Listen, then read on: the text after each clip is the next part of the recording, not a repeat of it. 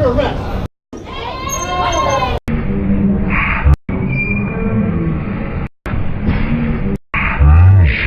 Christ.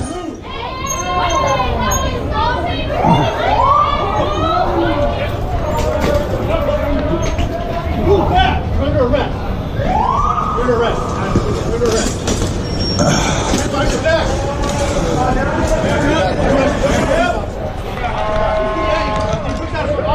It's all on again. On the visual.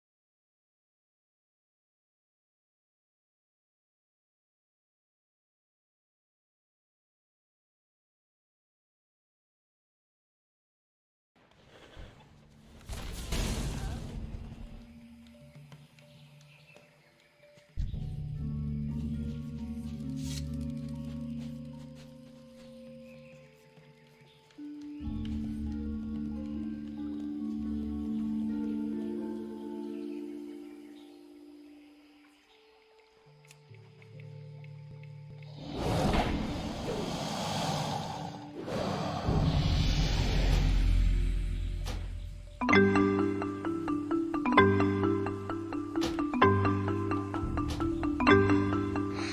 bin Schnappi, das kleine Krokodil. Komm aus Ägypten, das liegt direkt an mir. Zuerst lag ich in einem Ei, dann schnappte ich mich frei. Schnappi, schnappi, schnappi, schnapp. Schnappi, schnappi, schnappi, schnapp.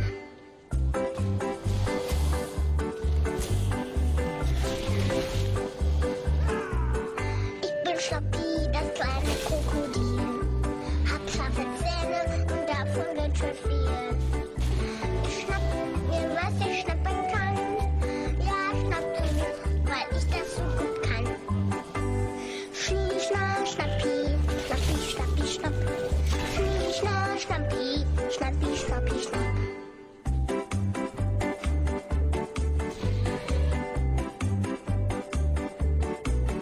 Ich bin Schnappi, das kleine Krokodil.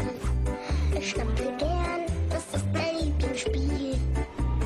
Ich schleich mich an die Mama ran und zeig ihr, wie ich schnappen kann. Schnappi, schnappi, schnappi, schnapp. Schnappi, schnappi, schnappi, schnapp.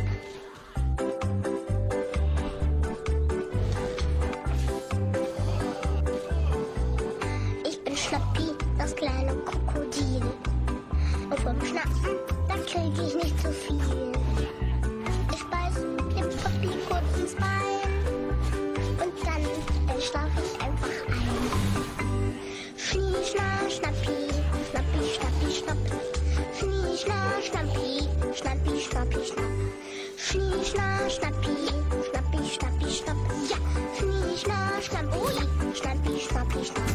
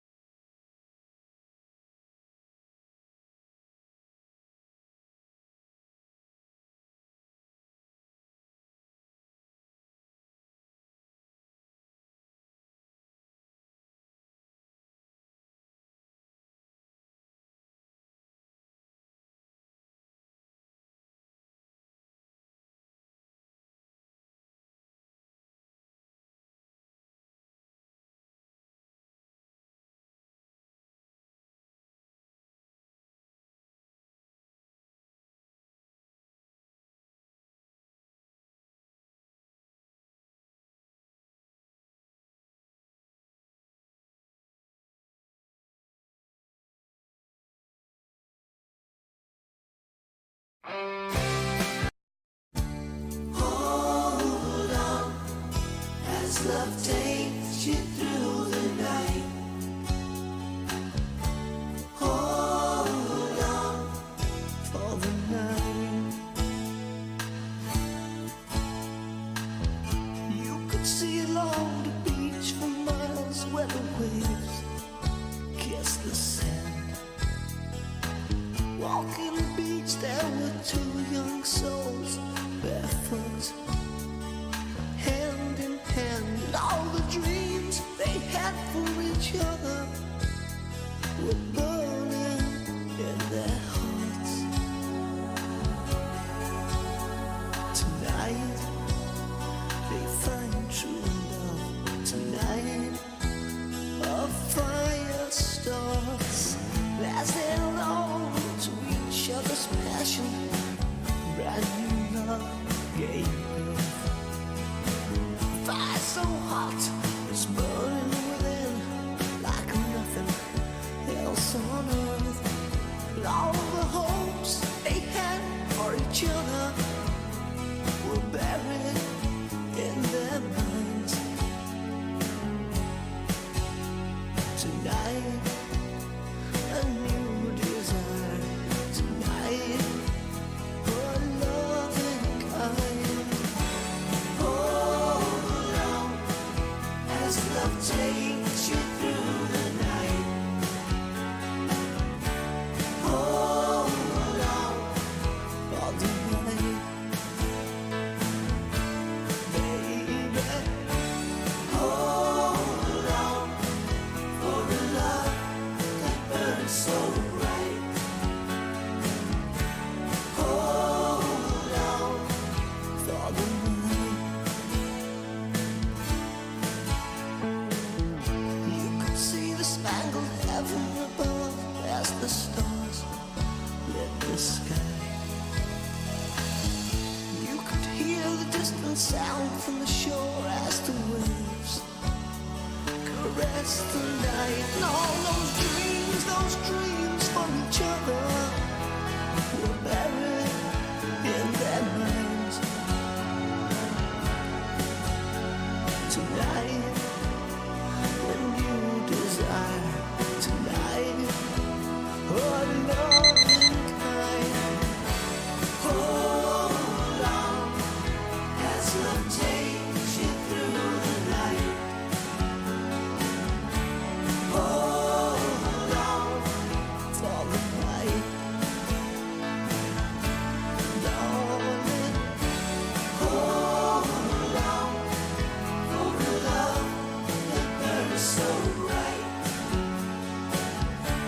Hold on for the night, baby. Hold on as love takes you through the night. Hold on for the night.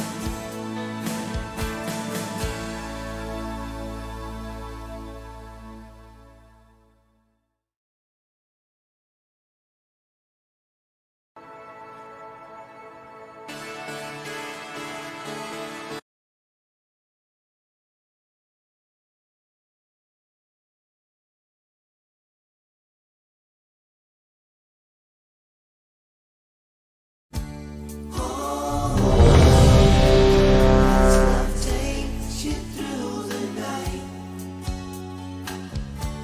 Hold on for the night. You could see along the beach for miles where the waves kiss the sand. Walking the beach, there were two young souls, barefoot, hand in hand. And all the dreams they had for each other were burning in their hearts. Tonight they find true love. Tonight a fire starts as they long to each other's passion. Brand new love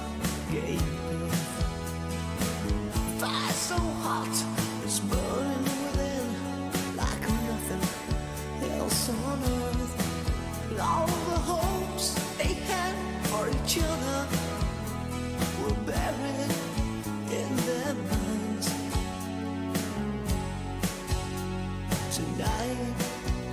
A new desire tonight. For love and kind. Hold alone as love takes you through the night. Hold alone. There's something I want to talk about regarding the Hong Kong guy and my wife.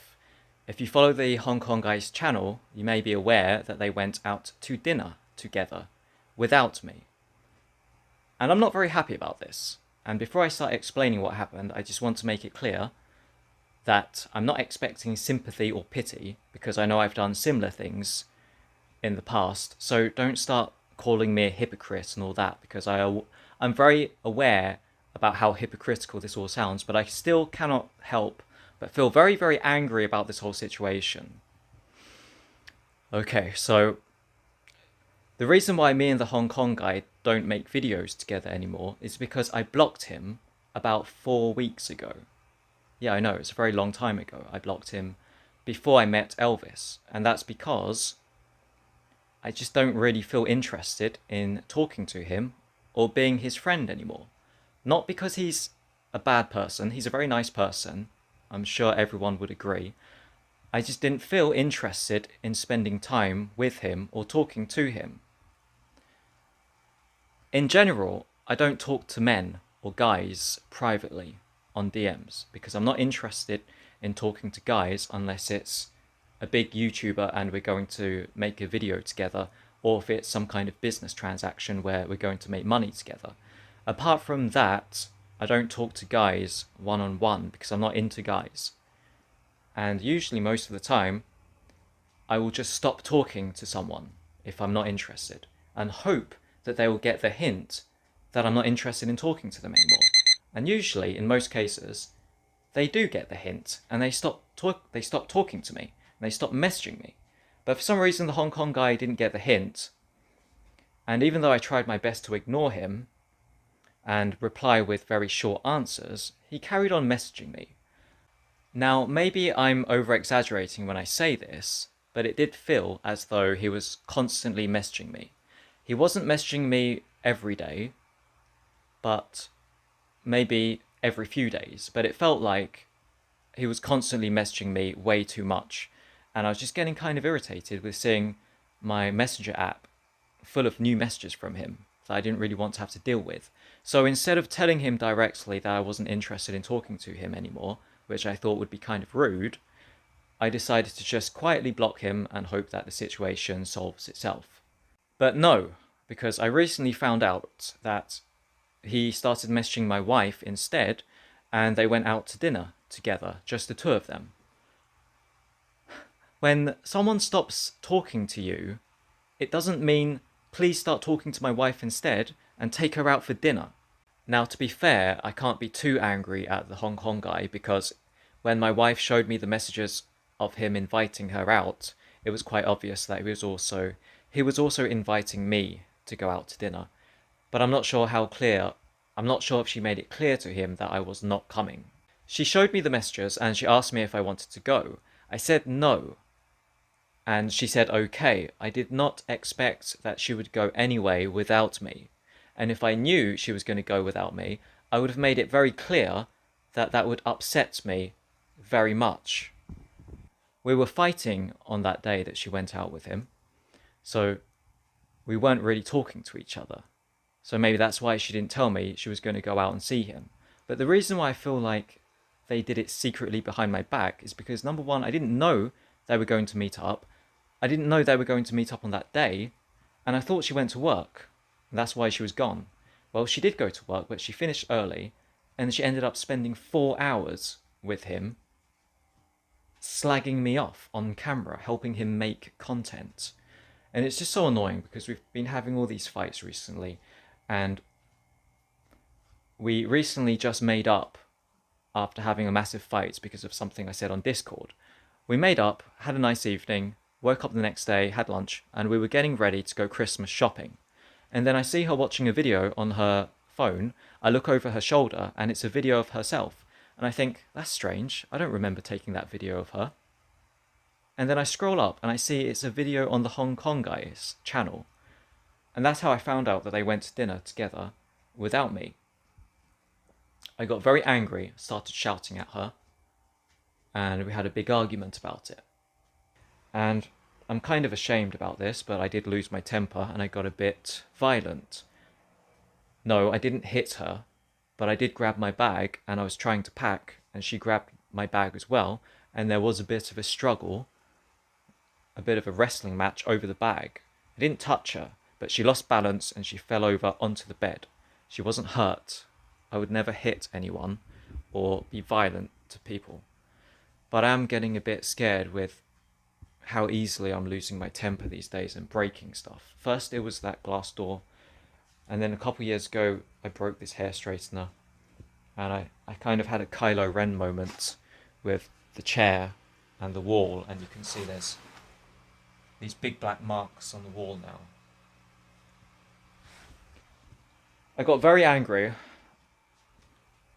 but then I decided that just leaving wouldn't be a great idea, and I stopped myself, managed to calm down. There was a couple hours of just silence, and then we spoke about it a bit more.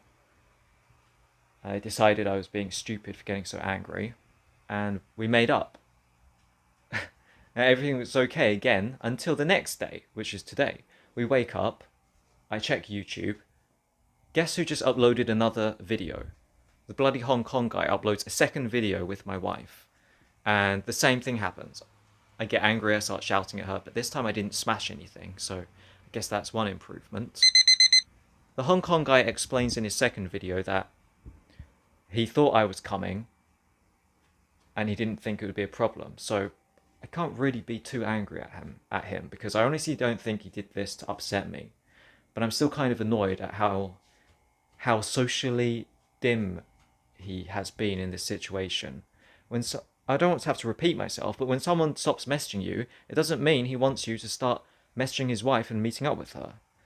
I don't know if things are different in Hong Kong, but where I'm from, you don't message your friend's girlfriend or wife and then meet up with them privately. That's just weird. Now, maybe I'm misunderstanding this and he thought he was friends with my wife, which I think is weird because they've only met once, which was over a year ago in immigration when he found us, and that was just for about 15 or 20 minutes. I don't think they're friends. I don't think there's any connection between my wife and the Hong Kong guy other than I'm his friend and she's his friend's. I can't get this out properly. The point is, there shouldn't be a line of contact between those two. The line of contact is me and the Hong Kong guy and me and my wife. I just feel like it's really weird and inappropriate for him to start messaging my wife and meeting up with her with just the two of them.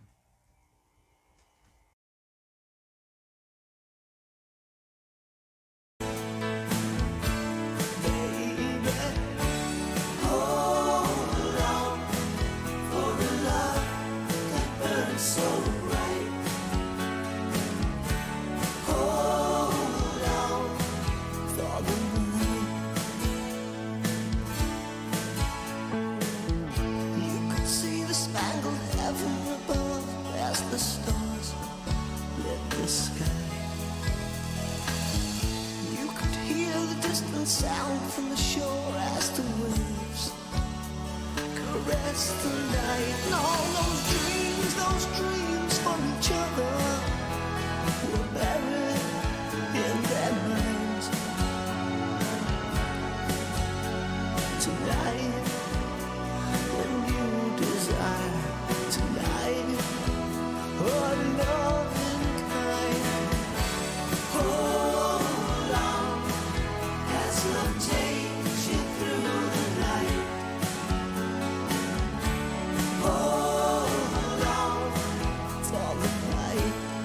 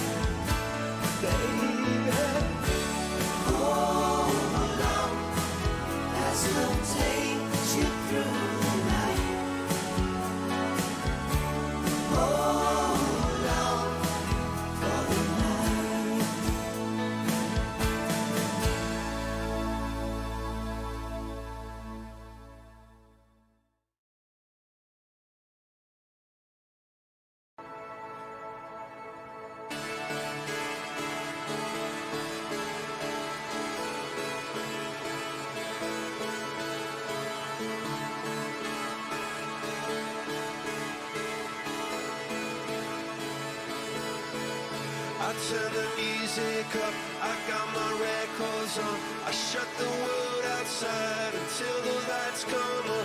Maybe the streets are alive, maybe the trees are gone. I feel my heart stop beating to my favorite song. And all the kids they dance, all the kids all night until morning morning feels another life. I turn the music up, I'm on the world aside, and heaven is inside.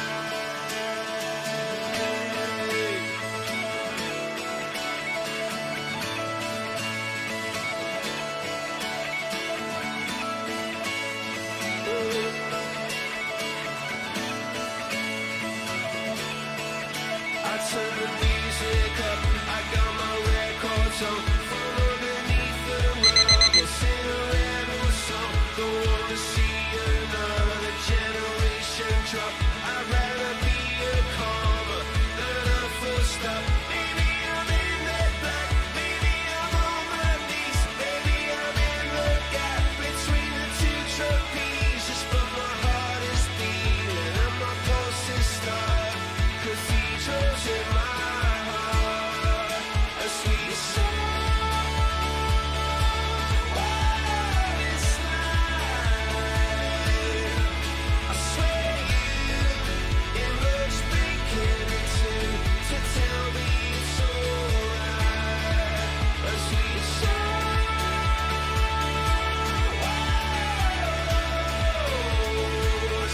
Every sound is a symphony, and every tear's a waterfall. It's a waterfall. It's a waterfall. It's a waterfall. Every teardrop is a waterfall. So you can't hurt me bad, but still I'll raise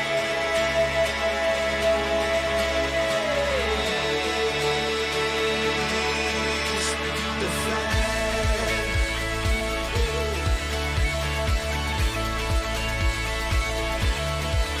It was a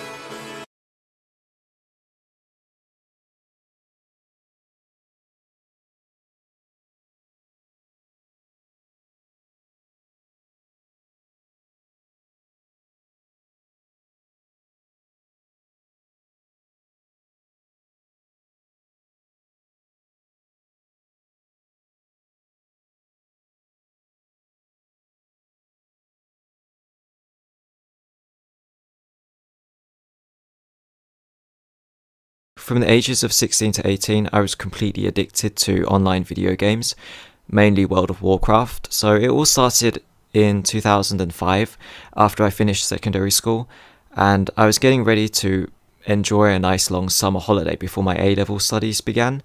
A-levels are these exams that you have to take if you want to get into university. And somehow I found out about this game called Guild Wars, which is this massively multiplayer online role-playing game where you level up this character in a fantasy world and you do quests and you kill monsters. And It was my first ever time playing an online game where there were so many other people playing at the same time. Before that, me and my friends used to play games together like Halo. I used to completely destroy them with the scoped pistol. Sometimes they would try to team up to take me down, but I would still kill them. We also used to play this other game called Conflict's Desert Storm, which was this third-person squad-based shooter, but before that, I had never played an online multiplayer video game before. And when I first started playing Guild Wars, it was just amazing being able to play with so many people from all over the world. I was instantly hooked. I played Guild Wars for a few months, but I started to get bored with it, and I didn't like the way that when you went out into the world, you couldn't randomly meet other people unless they were in your party. The only place you could see other players was in the cities. So I started to look for a different MMO, and I found one called Star Wars Galaxies, which looked really interesting. I loved Star Wars as well, so I thought, hey, great, this looks really fun. So I started playing Star Wars Galaxies, and I realised that it was 100% better than Guild Wars in every single way. The only bad thing about it was you needed to pay £10 or something every month, and my dad decided to pay that for me, which was a huge mistake. The best thing about Star Wars Galaxies was it had this really strong feeling of community, this sense of community. And I joined this guild called Exile Corps on the Empire side, and I felt like my guild members were my friends. I felt like they were kind of like family. I would log in, everyone would say hello, we would meet up, we would go kill stuff. I started to get this reputation in the guild as being the idiot or the clown of the guild. I used to say the stupidest, idiotic things to try and make people laugh, and people started to think that I was retarded or I had autism or something, but I didn't care. I just wanted to make people laugh, even if that made me look stupid. And my guild, Exile Corp, were pretty much the most powerful PvP guild on the server. The Rebel Alliance guilds used to gather up and try and attack our town on Dantooine every weekend or something, and we had to defend it, and we had these really long PvP battles that lasted for hours, and we would always defend it successfully, and we would push them back to their town, and it was just so much fun. I played Star Wars Galaxies for the remainder of the summer holiday, and then I had to go back to school to start my A-level studies, but I was just not interested in studying at all. I was completely addicted to Star Wars Galaxies, and all day at school, all I could think about was going home to play Star Wars Galaxies. I was so addicted to it, it was really bad. I started to have a lot of arguments with my family, especially my dad. Sometimes me and my sister would fight because she wanted to use the computer as well to play The Sims or to do homework, and we would start fighting because I didn't want to stop playing Star Wars Galaxies.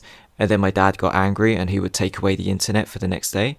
So when I woke up, there was no internet because he took away the cable that connected the computer to the internet, and I used to be so upset and angry with this. I really hated him so much for doing that, and I would just lie in my bed crying, waiting for him to come home so I could go back onto Star Wars Galaxies. It was pathetic.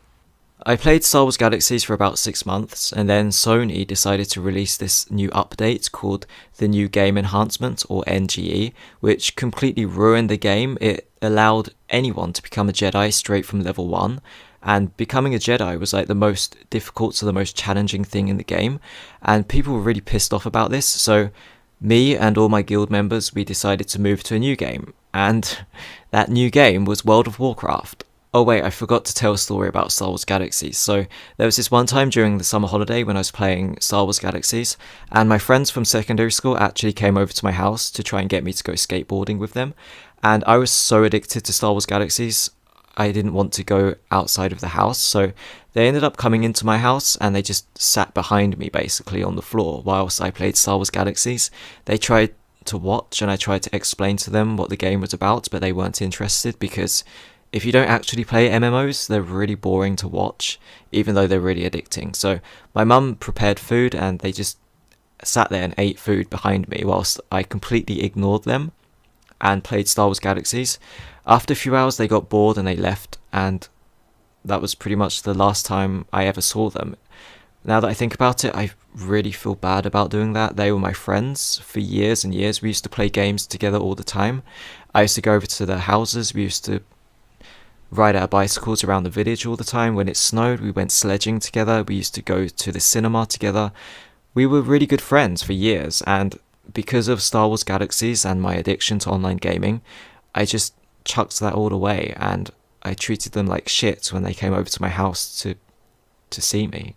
Okay, let's go back to World of Warcraft. So if you thought my addiction was bad during Star Wars Galaxies, things were about to get 10 times worse with World of Warcraft. At least with Star Wars Galaxies, I was barely functional. I was getting my schoolwork done and I was going down to eat meals with my family. But when I started playing World of Warcraft, it was like 100 times more addictive.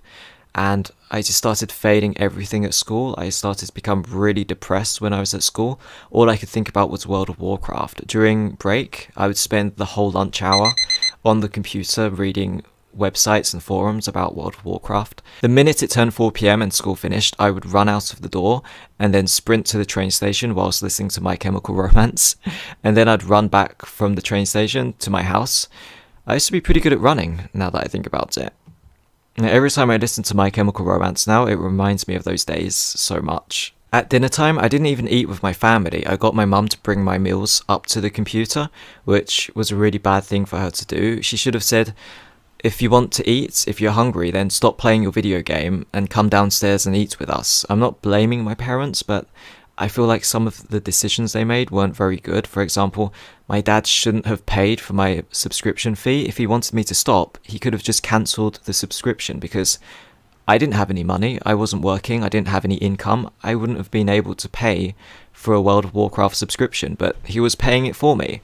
And then my mum, she just kept bringing food up to me instead of making me pause my game or stop playing the game and come downstairs. I kept fighting with my sister over the computer, and sometimes we actually physically fought each other, and sometimes I hit her and then she started crying and my dad got really angry and he took away the internet again. And it was like this continuous cycle of fighting with my sister, making my dad angry, and then he would take the internet away, and then I'd start crying in my room and punching the wall, and then the next day he would bring back the internet, and then a few weeks would pass and then the same thing would happen again. It was just a complete nightmare.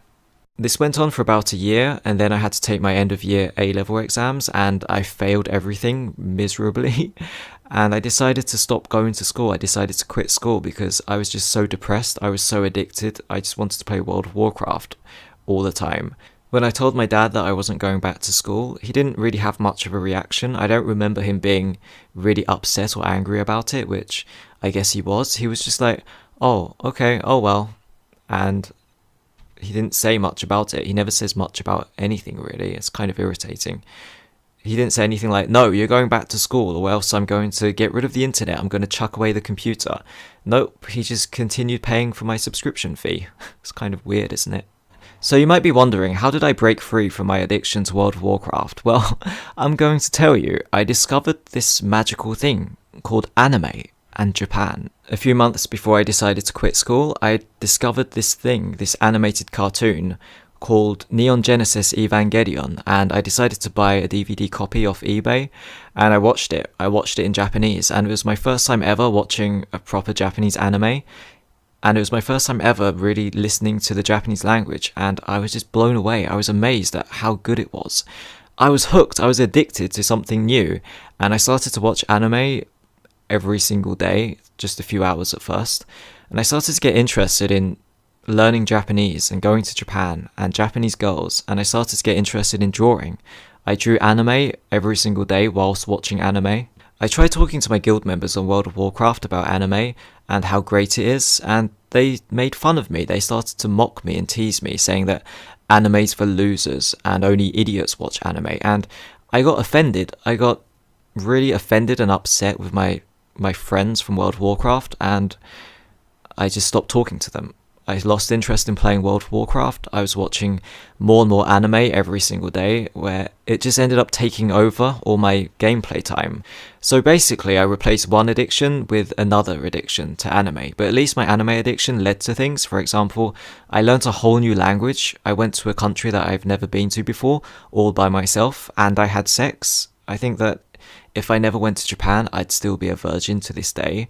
And I learned how to draw. If it wasn't for anime, I would have no interest in drawing. Learning a new language, socializing with people, meeting up with girls, going to a new country, living by myself.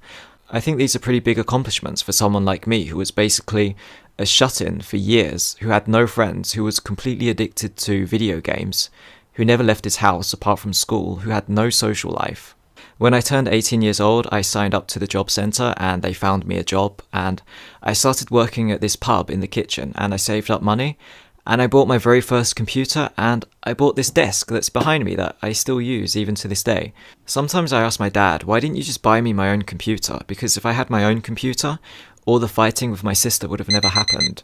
And he said that he was worried that if I had my own computer, I would just be on the computer all the time, but I was on the computer all the time anyway, so that doesn't really make sense. Ow.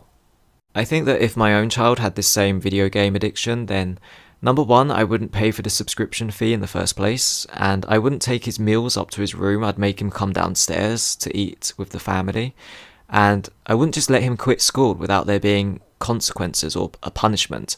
I'd say, you can quit school, but then I'm going to take away the computer, so you're going to have to go and find a job.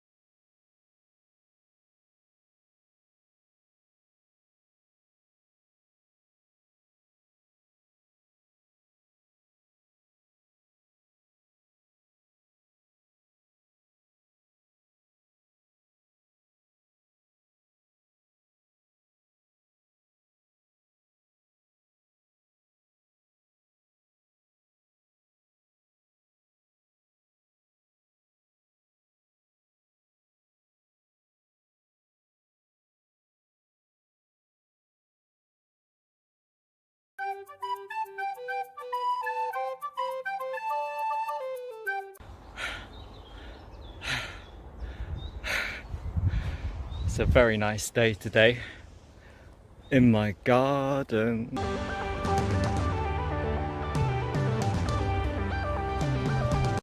It's a very nice in my garden.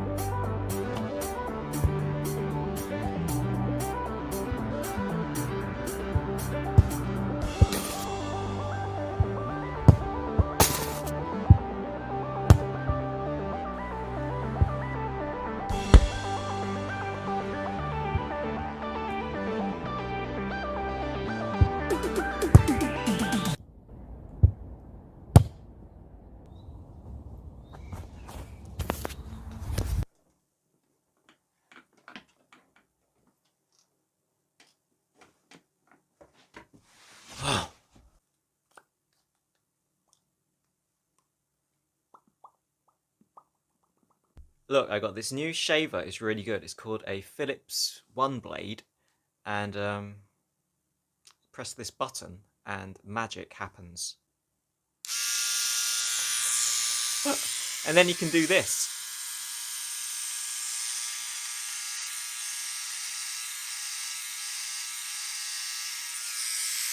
You can shave your imaginary beard. It's a pretty good shaver. It's a lot better than my Philips leg shaver. This is for women, so it's designed for shaving very fine hairs. And the problem with it, when I tried to shave my beard, it wasn't powerful enough and it kept getting jammed up. So I decided to get a one blade, which is a lot more powerful. Look how thick it is. That's power inside of the handle. Listen to it. Power! Anyway, this video is not about shaving. Well, I've been using the Love Doll for about a week now, and you know in my previous video when I talked about not having to worry about STIs, turns out I was wrong about that one. So it's not exactly an STI, but it's kind of similar. I think I have a urinary tract infection from using it, and that may be because, well, I haven't exactly been washing it every time I use it. It's just a bit of a pain in the backside having to wash it every single time after I use it. I don't really want to have to do that every time because number one, it's pretty big. It's like carrying a baby, and I have to take it all the way to the bathroom, put it in the sink, give it a wash. I've washed it once, but that was about 4 days after I started using it. It was really weird washing it for the first time. It kind of felt like I was either washing a baby in the sink, or it was kind of like washing a raw chicken, a really big, fat, raw chicken. It's just such a pain having to wash it because I use it before I go to sleep.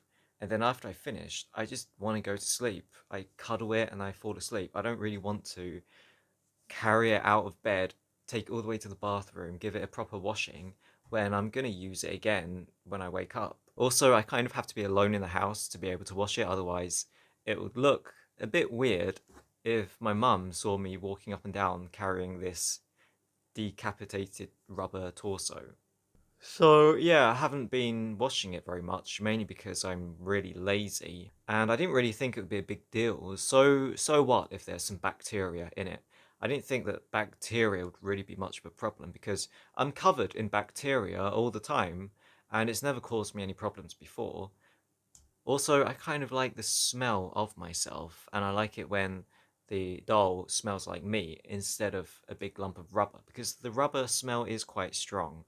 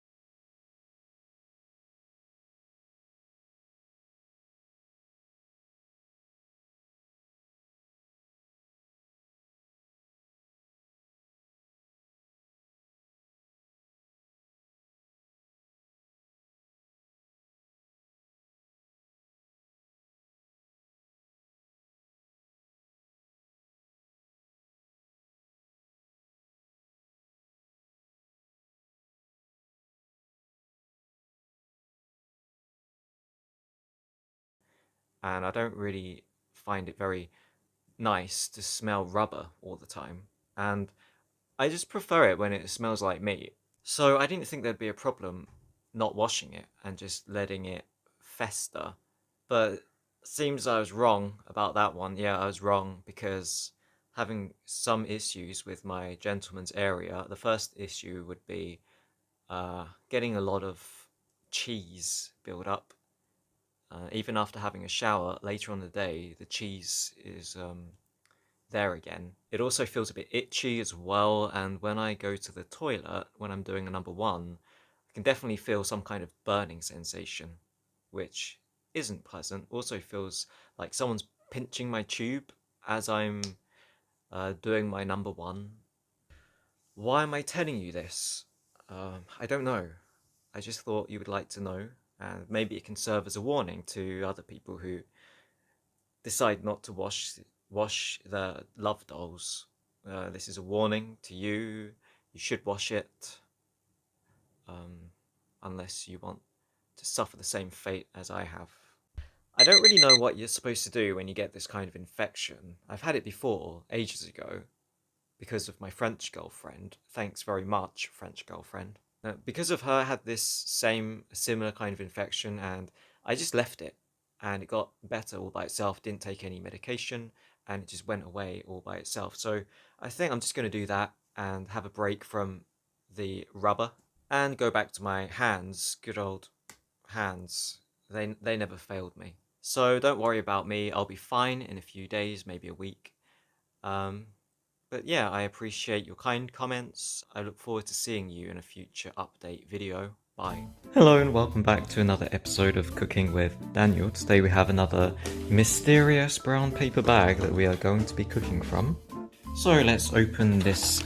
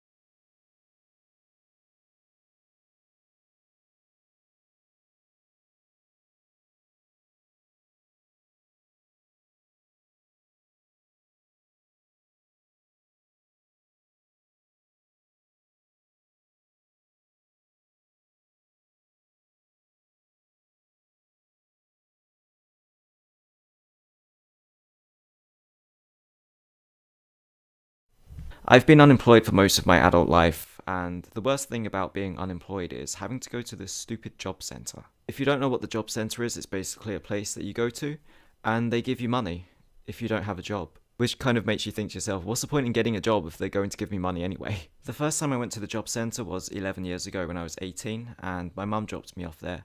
I had this conversation with this lady called Carol, who was this slim middle-aged woman who had short blonde hair, and she was very nice and friendly. She talked to me about what kind of job I would like to do, and I said I wouldn't mind doing anything. So she went onto her computer and she quickly found me a job as a kitchen assistant in this pub. She phoned them up, said that she had this guy, me, who's looking for a job, and she set up an interview, and I went to the interview and I got the job.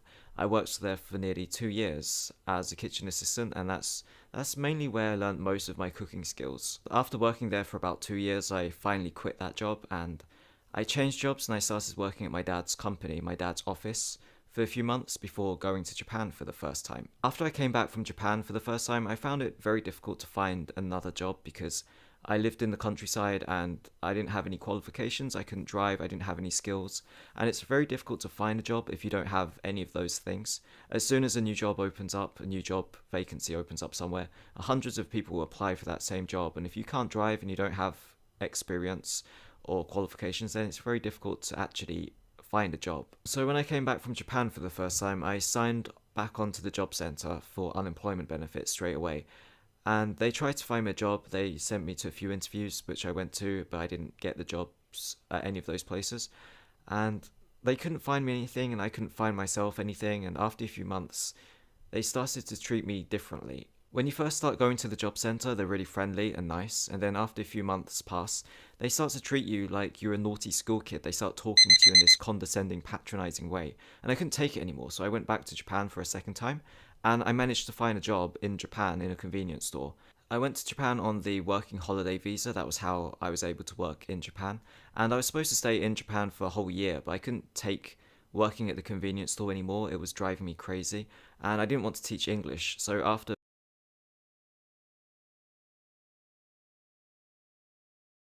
about 5 months, I left Japan and I went to Korea for the first time. And then when I came back home to England, I couldn't find a job again, so I had to go back to the job centre and sign up for unemployment benefits. From 2012 until 2016, I was unemployed and I couldn't find a job, and I was stuck in this cycle of going to Japan, coming back home, going to the job centre, and then going back to Japan, then coming back home, and then going to the job centre. And this repeated itself year after year. They made me go on all of these stupid courses where I had to learn how to write a CV or learn how to do interviews, and they sent me to one course which lasted for about 12 weeks. I had to go to this college, and it was 5 days a week, 9 o'clock in the morning until 3 o'clock in the afternoon. And every single day we had to learn how to write our CVs and do job searches, and it was so boring. I had this personal advisor at the job centre called Pauline, and I hated her so much. She kept complaining about everything. She kept whinging about my CV. She kept nitpicking tiny details, saying, why is this like this? Why is this underlined? Why is this in capital letters? This should be here, this should be there. And then she accused me of not looking for a job properly because I kept going to Japan. She said, why do you keep going to Japan every year when you're supposed to be looking for a job?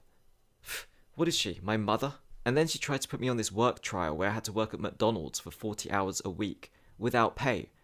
And I said, how come I don't get paid? And she said, you are getting paid. You're getting your unemployment benefits, which is like $500 a month. I'm not working 40 hours a week for $500 a month. People in third world countries get paid better than that. So I refused to go, and I went back to Japan for a third time. And when I came back home, I had to go to the job centre again. And guess who was waiting there for me? Bloody Pauline. She said, hey Daniel, how was Japan this time? And I said, yeah, it was pretty good. And straight away, she put me on this stupid 6-week course where I had to learn how to write CVs, and I had to learn interview techniques, and I had to learn how to do job searches. It was so boring. The instructor was just spouting out all this rubbish that I've heard 100 times before when I went to another course which was just like this. And I didn't even listen to what he was saying. I just sat there in the classroom drawing pictures on pieces of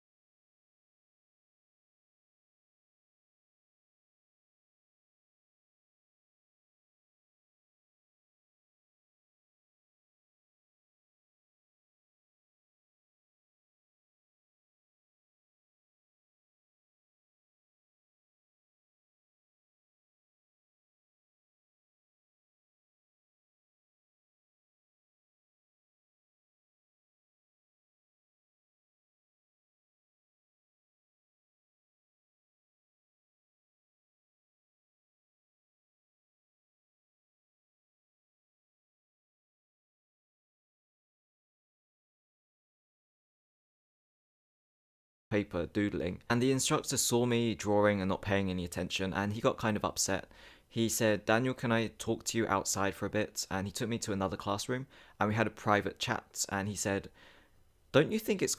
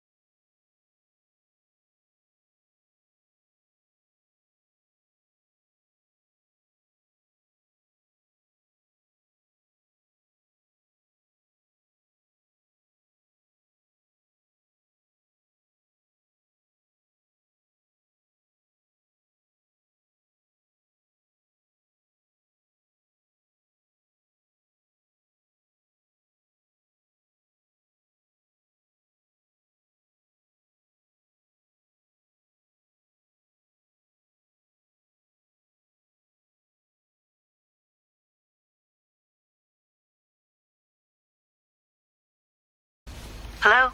Hello, it's me. Adrian.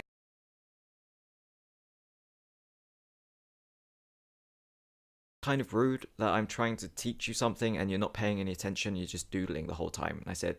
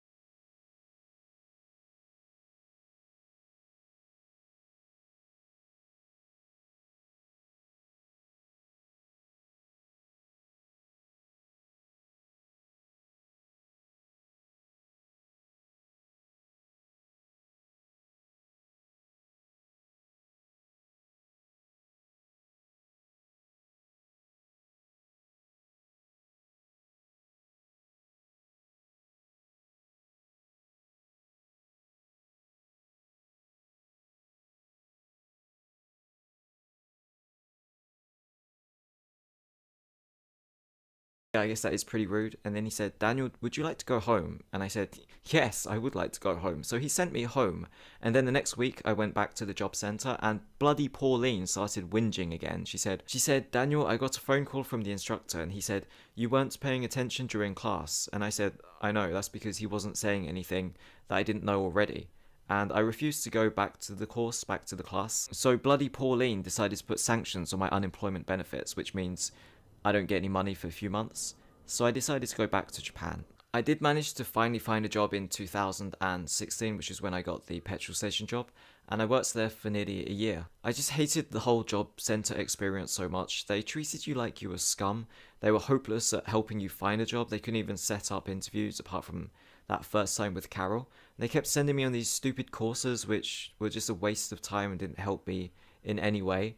And they kept trying to send me on these work trials where they wouldn't actually pay you money, apart from the unemployment benefits. And you couldn't refuse the work trial, because if you refused, they would put sanctions on your benefits, so you had no choice. It was like being forced to do slave labour at some place like McDonald's or KFC or Pizza Hut, and they wouldn't even pay you a wage or anything. You would just get your unemployment benefits, which you were getting anyway.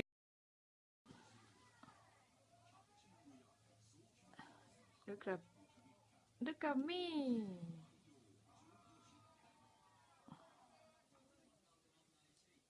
Elf みたい。